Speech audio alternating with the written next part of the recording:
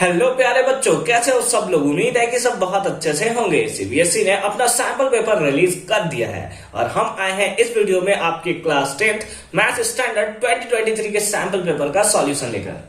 तो चलिए फटाफट से इसका सॉल्यूशन स्टार्ट करते हैं। इसको हम एक प्लेलिस्ट के फॉर्म में अपलोड करेंगे जिसका लिंक मिल जाएगा आपको डिस्क्रिप्शन में। डिस्क्रिप्शन चेक करना इसलिए भी इंपॉर्टेंट है क्योंकि एक तो इस सैंपल पेपर का लिंक मिल जाएगा, ये जो वीडियो अपलोड होने वाला है प्लेलिस्ट में उसका भी लिंक मिल जाएगा, साथ ही साथ और सारे सब्जेक्ट्स जो अपलोड किए जाएंगे सैंपल पेपर के वो भी आपको वहां मिल जाएंगे। ठीक है, तो फिलहाल स्टार्ट करते हैं क्वेश्चन नंबर 1 से। Let A and B be two positive integer. हम लोग लेट करते हैं ए और बी क्या है, दो पॉजिटिव इंटीजर है। सच दैट इस टाइप से है कि ए इक्वल्स टू इतना एंड बी इक्वल्स टू इतना। ए का वैल्यू इतना है, बी का वैल्यू इतना है, तो लिख लेते हैं सिंपली। ए का वैल्यू कितना है, that is P to the power 3 into Q टी की पावर 4। और बी का वैल्यू है कितना, बी का वैल्यू है P to the power 2 into Q to the power 3।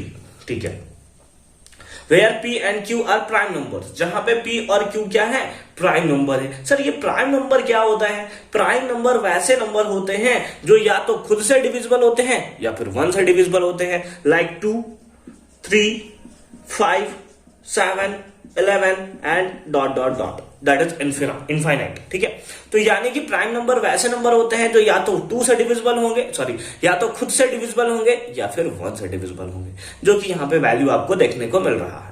ठीक है, if HCF of A B is इतना। ठीक है, एचसीएफ हमें निकालना है मतलब, तो हम लोग सबसे पहले क्या कर लेते हैं, HCF of A comma B निकालते हैं।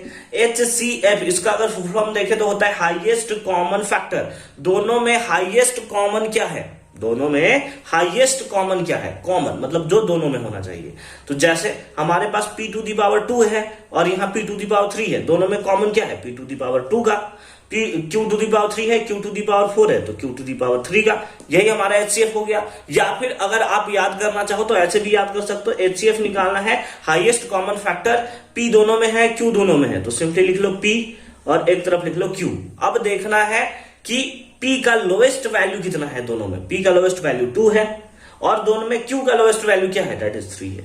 तो ये हो गया आपका HCF of A, B, HCF of A, B। ठीक है, एलसीएम होता है लोएस्ट कॉमन मल्टीपल, या दूसरे फॉर्म में बोल सकते हैं P और Q जो भी आपको यहां पे दिया है उसका हाईएस्ट वैल्यू लिखना है आपको। हाईएस्ट वैल्यू मतलब P और Q तो दोनों में है, हमने लिख लिया P और Q।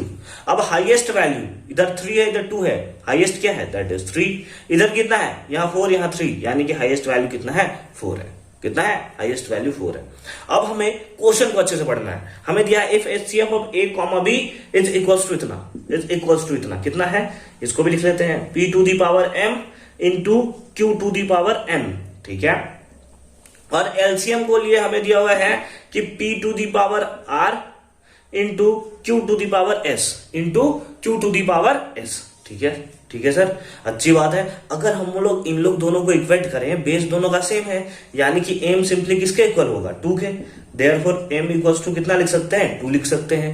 n इक्वल्स टू कितना लिख सकते हैं, n इसके इक्वल होगा, that is n equals to 3 लिख सकते हैं। उसी टाइप से r इक्वल्स टू कितना लिख सकते हैं, 3 लिख सकते हैं, तो r इक्वल्स टू 3 लिख दिया हमने। कॉमा s इक्वल्स टू कितना लिख सकते हैं, तो s इक्वल्स टू सिंपली आप लिख सकते हो 4। कितना लिख सकते हो, 4।